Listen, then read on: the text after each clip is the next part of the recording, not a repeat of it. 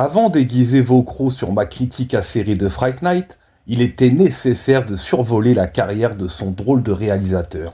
Tom Holland, l'homme discret resté dans l'ombre de ses créations. Et accessoirement l'oncle de Dexter Holland, le chanteur du groupe punk pop californien Offspring. Tom est né en 1943, enfant de la Seconde Guerre mondiale, grandissant dans une Amérique triomphale dans la banlieue de New York en pleine mutation. Le jeune Tom se nourrit de BD horrifiques à la mauvaise réputation et de séries B bordéliques au titre imprononçable. Tout de suite après ses études, il s'essaie au métier d'acteur. Hollywood est mauvais employeur, mais sa passion est invendable. Il se reconvertit en scénariste au début des années 70. En 1982, la réussite frappe enfin à sa porte. Il signe le scénario des Entrailles de l'Enfer, un bon petit film d'horreur.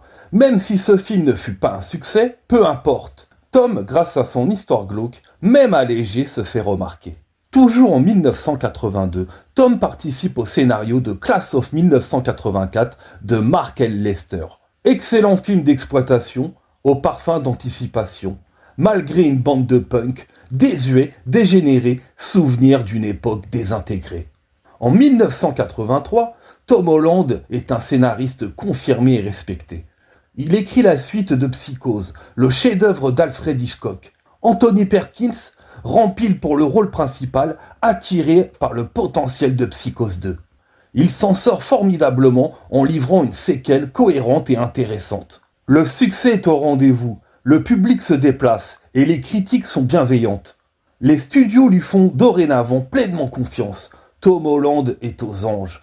Il propose un scénario à la Columbia en exigeant de le réaliser lui-même. Fright Night, rebaptisé Vampire, vous avez dit Vampire en France. Titre stupide faisant penser à une parodie des As. Le producteur John Baez de la Columbia soutient Tom Holland. Le bonhomme dispose de 9 millions de dollars et des techniciens chevronnés afin de mettre en boîte son premier long métrage.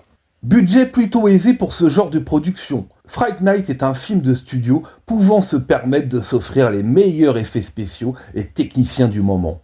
Mais l'argent ne fait pas tout. Faut-il encore raconter une bonne histoire et de rendre vivants ses personnages? Fright Night, c'est l'histoire d'un jeune homme, Charlie Brewster, joué par William Ragsdale, soupçonnant son nouveau voisin d'être une créature de la nuit, un vampire.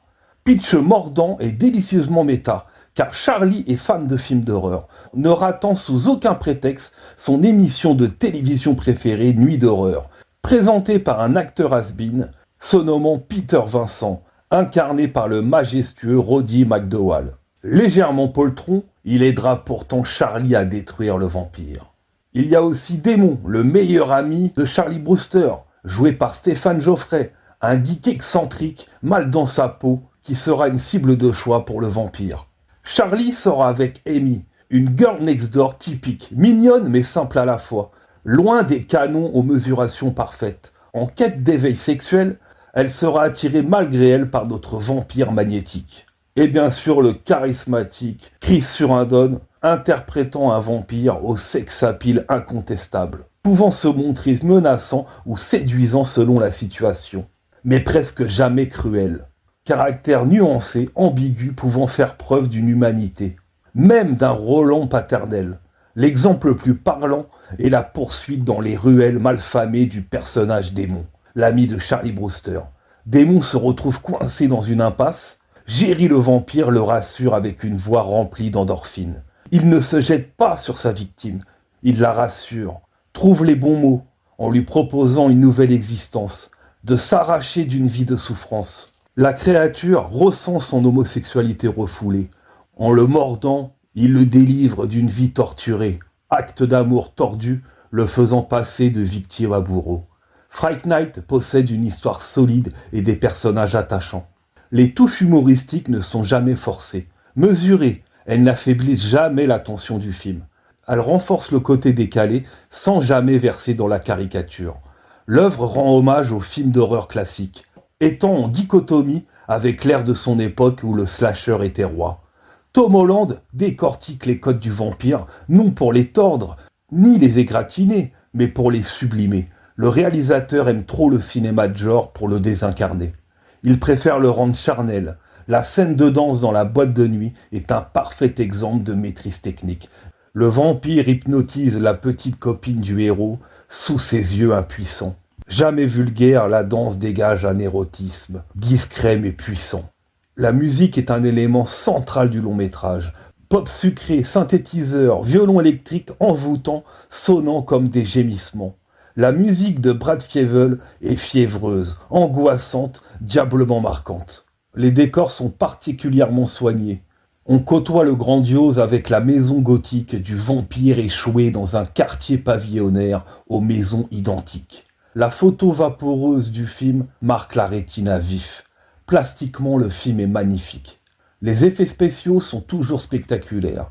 Steve Johnson se régale avec des moyens presque illimités, disposant du haut du panier des effets pratiques. Le grotesque en symbiose avec le dantesque. La scène à l'envers de transformation du lycanthrope est encore de nos jours un moment d'anthologie, renforcé par les interprétations émouvantes des acteurs. Lorsque Démon meurt, la musique devient plaintive, sur les lamentations troublantes de la créature. Les effets spéciaux épousent le jeu d'acteur pour mettre au monde une grande scène de cinéma. Fright Night, à l'image de son vampire, transpire la classe. Le film est une œuvre d'art à part. Il a su s'affranchir de la masse. Il ne vieillira pas. Il survolera le temps. L'insolence de surpasser les aînés, de mordre la concurrence à pleines dents. Fright Night est l'essence même des années 80. Sexy, fun, flippant, assurément allumé. Issu d'une décennie démesurément débridée, où le cinéma de genre était divin. Vestige d'un passé où le vertige de l'excellence nous dépassait. Tired of good girls? Good night, Charlie. Ready for some real excitement? Looking for someone incredibly seductive? Do you know how to use your lips, Charlie? Night 2. I kill vampires. Enter a world where each embrace takes your breath away.